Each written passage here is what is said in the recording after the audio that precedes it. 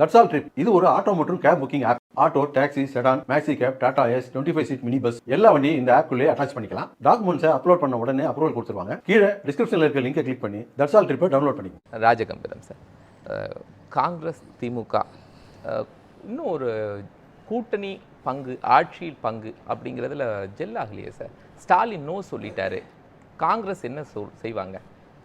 அகில இந்திய தலைமை தான் அதை முடிவெடுக்க வேண்டும் என்பதை செல்வ பெருந்தகை ரொம்ப தெளிவாக சொல்லிட்டார். அதனால் மற்ற கட்சிகளும் கூட்டணிக்கு காத்திருக்கிறார்கள். தேமுதிக திமுகவின் கதவை தட்டி கொண்டிருக்கிறது. மருத்துவர் ராமதாஸ் அவர்கள் கூட திமுக கூட்டணியில் இடம்பெற வேண்டும் என்கிற ஆசையை வெளிப்படுத்தி கொண்டிருக்கிறார். அதற்கு தூது விட்டு கொண்டிருக்கிறார். அதனால் இன்னும் சில கட்சிகள் வர வேண்டியிருக்கிறது. இன்னும் ஓபிஎஸ் முடிவு எடுக்கவில்லை. அவர் திமுக பக்கம் ஆதரவு நிலைப்பாட்டை தெரிவிப்பாரா என்று தெரியவில்லை. இதெல்லாம் இறுதி செய்யப்படாத பட்சத்தில் அப்புறம்தான் தொகுதி உடன்பாடு குறித்து பேச முடியும். தமிழ்நாட்டு அரசியலை பொறுத்தவரையில் எந்த முறை கூட்டணி ஆட்சி இருந்துச்சு இது வரைக்கும்? ஒரு ஒரு ஒரு கேள்விக்காக நான் கேட்குறேன், வரலாற்று பூர்வமாக கேட்குறேன். ஏதாவது ஒரு காலகட்டத்தில் கூட்டணி ஆட்சி இருந்திருக்கா? அப்படி ஒன்று இல்லை. தமிழ்நாட்டு மக்களுடைய விருப்பம் எப்பொழுதுமே என்னவாக இருக்குன்னா, அரசியலில் ஏகபோக முடிவு தான். 2014 நீங்க அதிமுக திமுக ரெண்டுமே நீங்க பாத்தீங்கன்னா நாடாளுமன்ற தேர்தலில் 40க்கு 40 ஏறத்தாழ ஒரு சில தொகுதியை விடுபட்டு இருந்தால் கூட ஒரே கட்சி தான் வெற்றி பெற்றிருக்கிறது. இந்த முறை 40க்கு 40 திமுக கூட்டணி வெற்றி பெற்றிருக்குன்னா, அதுக்கு முன்னாடி நீங்க பாத்தீங்கன்னா ஜெயலலிதாவுடைய காலகட்டத்தில் 2014 காலகட்டத்தில் அவங்க ஒரு 37 தொகுதி ஜெயிச்சாங்கன்னு எனக்கு நினைவு. அப்ப எப்பொழுதுமே ஒரு சைடா தான் மக்கள் வாக்களிக்கிறாங்களே தவிர சிதறடிக்கப்பட்ட வாக்கு வங்கி, ஒரு மாநில கட்சி வலிமை குறைந்து இருக்கிறது, அந்த இடத்துல தேசிய கட்சி வலிமை கூடி இருக்கிறது, அல்லது பிற கட்சிகள் கூட்டணி கட்சிகள் வலிமை கூடி இருக்கிறது என்கிற நிலைமை வந்தால் தானே கூட்டணி ஆட்சியை பற்றி பேச முடியும். திமுக தான் மிகுந்த வலிமையோடு இருக்கிறத. திமுகவை இன்னும் வலிமையாக அதாவது அரசியலில் எதிரிகளே இல்லாத அளவுக்கு வலிமையான கட்சியாக இன்றைக்கு அதிமுக மாற்றி வைத்திருக்கிறது. எங்களுக்கு எதிரிகளே இல்லை என்று சொல்லக்கூடிய அளவிற்கு அந்த கட்சி வலிமையாக இருக்கிறது. இந்த நேரத்தில் கூட்டணி ஆட்சியை பற்றி பேச வேண்டிய அவசியம் என்ன இருக்கு? ஏற்கனவே அதிமுக வலிமை குறைகிறது. மற்ற கட்சியில் எந்த கட்சி திமுகவோட ஈக்குவலா வளர்ச்சி அடைஞ்சிருக்காங்க? எத்தனை மாநாட்டை காங்கிரஸ் கட்சிக்காரங்க நடத்தியிருக்காங்க? மாணிக் தாகூர் எத்தனை பொதுக்கூட்டம் நடத்தியிருக்காரு, எத்தனை ஆர்ப்பாட்டம் நடத்தியிருக்காரு, எத்தனை பேரணி நடத்தியிருக்காரு, ஜோதிமணி எத்தனை மக்கள் சார்ந்த போராட்டங்களில் களங்களில் பெரிய அளவில் மக்களை திரட்டியிருக்காங்க. ஒரு வாட்டுக்கு சொல்றாரு குமார் சார் கட்சி உடஞ்சிரும் இல்லாமல் போயிருங்கிறாரு. அப்படி ஒரு வலிமையான தலைவர் மூப்பனார் காலத்தில் அவர் ஒரு வலிமையான தலைவராக இருந்தார். ஜி.கே. மூப்பனார் இருந்தார். அந்த மாதிரி இப்போ யார் இருக்கா வலிமையான? அவருக்கு பின்னாடி அணிவகுக்கிறதுக்கு யார் இருக்கா? யாருமே இல்லை. அதனால காங்கிரஸுக்கு திமுகவை விட்டால் கொள்கை ரீதியாக வேற யாருமே கூட்டணியை போகவே முடியாது. நீங்க எப்படி விஜயை நம்பி, எப்படி மண்குதிரையை நம்பி எப்படி ஆத்துல இறங்க முடியும்? களத்துக்கு வராத கட்சி ஒரே கொள்கையா? காங்கிரஸ் திமுக ஒரே கொள்கையா? மதச்சார்பற்ற கொள்கை இருக்கிறது. அடிப்படையான, அதாவது ஒரு கட்சியினுடைய கொள்கையை இன்னொரு கட்சி முழுசா எடுத்துக்கிட்டா அவங்களுக்கு தனியா கட்சியே தேவையில்லை. அவர்களுக்கு மதச்சார்பற்ற கொள்கையை காங்கிரஸ் வலியுறுத்துகிறது என்றால் அதே மதச்சார்பற்ற கொள்கையில தான் திமுக சொல்றாங்க. தாவேகா அதே கொள்கை. தாவேகா சும்மா வாய்மொழியா சொல்றாங்க. திருப்பரங்குன்றத்துல பிரச்சனையில அமைதி பேரணி போறாங்க. மக்கள் அங்கு பிரச்சனை வருகிற போது அங்கு திரண்ட மதச்சார்பற்ற சக்தியில தாவேகாவுடைய பங்கு இருக்கா? அதுல அறிக்கை இருக்கா? ஒண்ணுமே கிடையாது. கிறிஸ்துமஸ் விழால கலந்துக்கிறாரு முத நாள், அடுத்த நாளே கிறிஸ்தவர்கள் மீதான தாக்குதல் நடக்கிறது. கண்டிப்பதற்கு வலிமை இல்லையே, ஒரு கண்டன அறிக்கை கூட இல்லையா? அவர் எப்படி சிறுபான்மை மக்களுக்கு அல்லது மதச்சார்பற்ற சக்திக்கான அடையாளமாக விஜய் எப்படி திகழ முடியும்? விஜய் கள அரசியல்ல இல்லாதவரு. விஜய்னு ஒருத்தர் முதல்ல தமிழ்நாட்டில் அரசியல் இல்லைங்க. சரி, அவர் சும்மா அப்பப்போ ஃபேஷன் ஷோ மாதிரி வருவாரு போவாரு. சும்மா ஒரு கூட்டம் விசில வச்சு ஊதுவாங்க, அப்புறம் போயிடுவாங்க. கலைஞ்சு கூட்டமா கூட்டிட்டு கூட்டமா கலைஞ்சு போயிடுவாங்க. அது ஒரு ரசிகர் மன்ற செயல்பாட்டின் நீட்சி, அவ்வளவுதானே தவிர அதை இன்னும் அரசியலாகவே மாற்றப்படலை, மாறவும் இல்லை. அதையெல்லாம் களத்தில் வச்சு பேசுறதுன்னு ஒன்று இருக்கல. இப்பயும் இருமுனை போட்டி தான் நடக்க போகுது. ஸ்டாலின் வேண்டுமா வேண்டாமா? ஸ்டாலினா எடப்பாடி, அவ்வளவுதான் இங்க அரசியல். சார், காங்கிரஸ் இல்லைன்னு என்ன நடக்கும்? திமுக ஒண்ணுமே நடக்காது. அந்த இடத்தை நிரப்புவதற்கு தேமுதிக எல்லாம் காத்திருக்கு. ஒருவேளை அப்படி வெளியேறிட்டா சரி. அவர் என்ன, அதாவது காங்கிரஸ் உடைய கம்ப்ளைண்ட் என்னன்னா, நாங்கள் எப்படி தனியாக நின்று நிற்க முடியாத நிலையில் இருக்குமோ அதுபோல் நீங்களும் திமுகவும் தனியாக நின்று என்ன பண்ணுவீங்கன்னு கேட்குறாங்க. அப்படிலாம் காங்கிரஸ்ல யாரும் கேட்குறாங்க. பொது வழியில் வரலன்னு நினைக்காதீங்க. அவங்க என்னதான், அவங்க என்ன ஆதாரம் இருக்கு? இதுக்கு முன்னே திமுக என்னைக்கா தனியாக நின்று ஜெயிச்சிருக்கதா? இந்த இத்தனை யார் வருஷம் வரலாறுல ஜெயிச்சிருக்கா தனியா நின்னு? தனியா நின்னு ஜெயிக்கலாம். தனியா அப்ப என்ன நிக்கிறது உங்களுக்கு கட்சியை தவிர ஒரு கட்சி அப்ப கூட தனியா தனியா நின்னதே உங்களால இல்ல. தனியா நீ ஜெயிக்க முடியாதுல்ல. என்னமா நீங்க இருக்கிற எம்ஜிஆர் கூட்டணியில அதிமுக ஜெயித்திருக்கிறது நீங்க எப்படி சொல்ல முடியும்? நாங்க ஜெயிச்சோன்னு உங்களால சொல்ல முடியாது. அதெல்லாம் கடந்த காலம் அண்ணா அதனால ஜெயிச்சாங்க. இல்ல இன்னைக்கு அதனால அண்ணா தானிக்கிட்டே ஜெயிச்சாங்க. நீ சரிதான், ஒன்றும் பிரச்சனை இல்ல. தனியா நின்னா திமுகவுக்கு அதே கதி தான். சரி, நீங்க ஆசைப்படுறீங்க, உங்க ஆசையெல்லாம் நீங்க இதுல வந்து காங்கிரசின் கோட்பாடெல்லாம் நீங்க சொல்லாதீங்க. காங்கிரஸ்காரர்கள் திமுகவோட இணக்கமா தான் இருக்காங்க. இந்தியாவிற்கு பிரதமராக ராகுல் வர வேண்டும் என்று காங்கிரஸ்காரர்கள் சொல்வதற்கு முன்பு, அவர்கள் பிரகடனப்படுத்துவதற்கு முன்பு ராகுலை பிரதமர் வேட்பாளராக அங்கீகரித்தது திராவிட முன்னேற்ற கழகம், அதனுடைய தலைவர் மு க ஸ்டாலின் அவர்கள். அதனால இணக்கமான ஒரு அன்பான போக்கு அங்கே இருக்கிறது. மதச்சார்பற்ற கொள்கைக்கான அடையாளமாக இந்தியா கூட்டணியினுடைய தென்னிந்திய முகமாக திமுக திகழ்கிறது.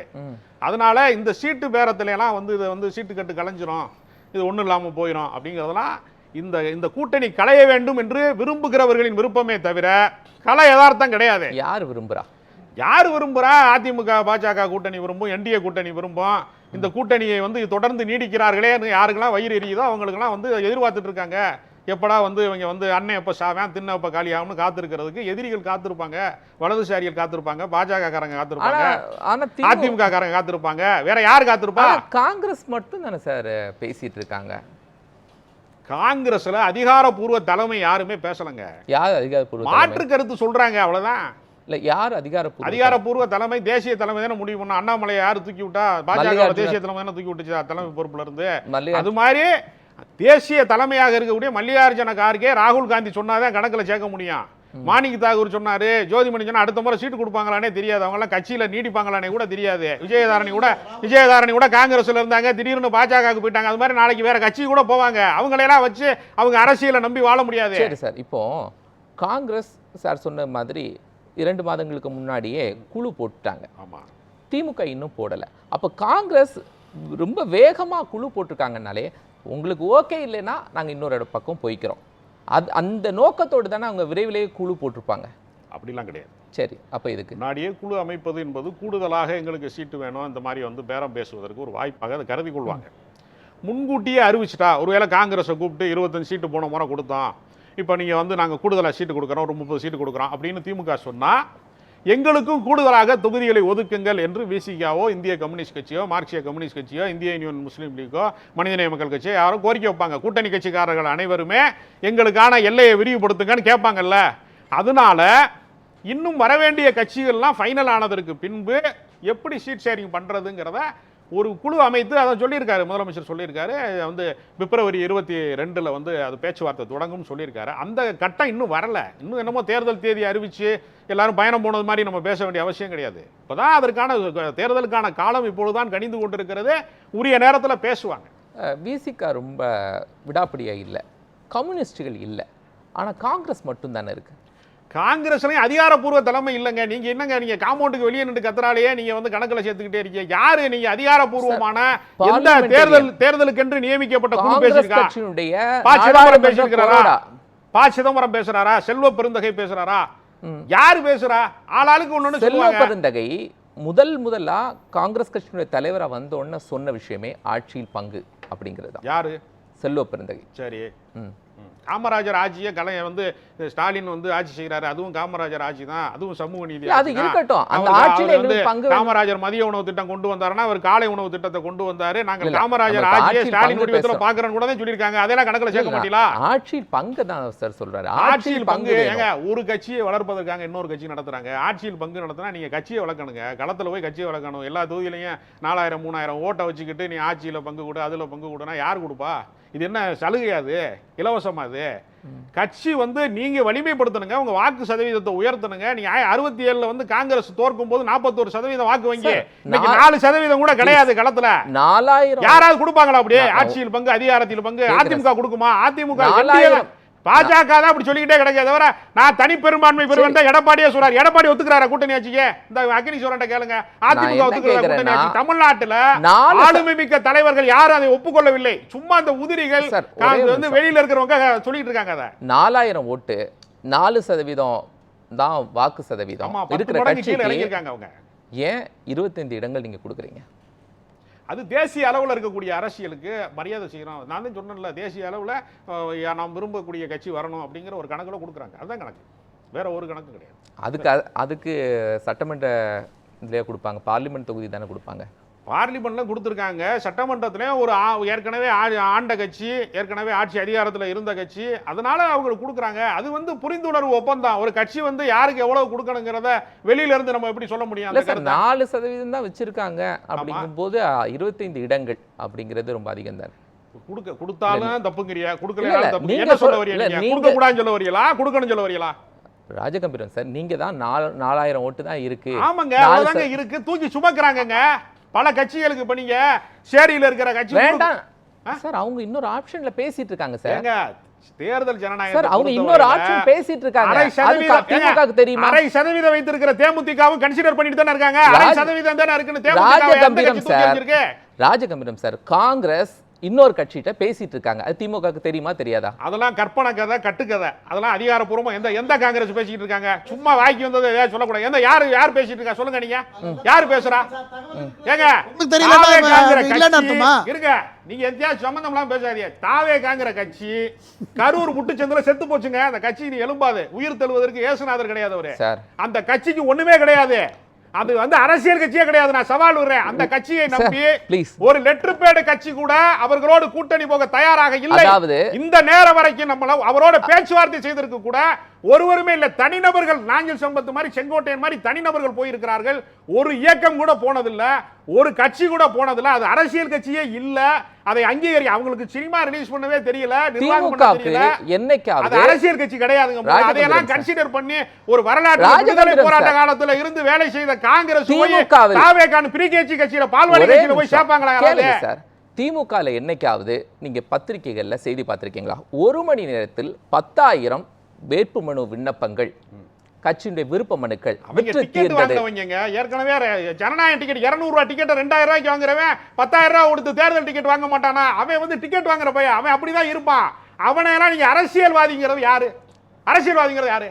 மக்கள் பிரச்சனைகளிலே எவன் போராடுகிறானோ, எவன் தலைமை ஏற்கிறானோ, களத்திலே நிற்கிறானோ, யார் மக்களின் கண்ணீரை துடைக்கிறானோ அவன் தாங்க அரசியல்வாதி. சும்மா வந்துகிட்டு சினிமால பஞ்சு டயலாக் பேசுறது, எக்ஸ் தளத்துல இருக்கிறது, வீடியோ வெளியிடுறது, அரசியல் தலைவரா ஜிபி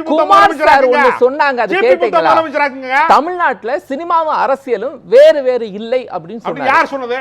குமார் சார் சொன்னாங்க. அவர் சொன்னதெல்லாம் நீங்க கருதுங்க. ஏன் கருத்தா நீங்க சொல்லுங்க. தமிழ்நாட்டுல சினிமா அரசியலும் வேற வேறதாங்க. ரஜினி நீங்க ஒண்ணும் இல்ல, சிவாஜி கணேசன் நடிகர்தலங்க சிவாஜி கணேசனுக்கு எத்தனை ஓட்டு போட்டுருக்காங்க சொல்லுங்க.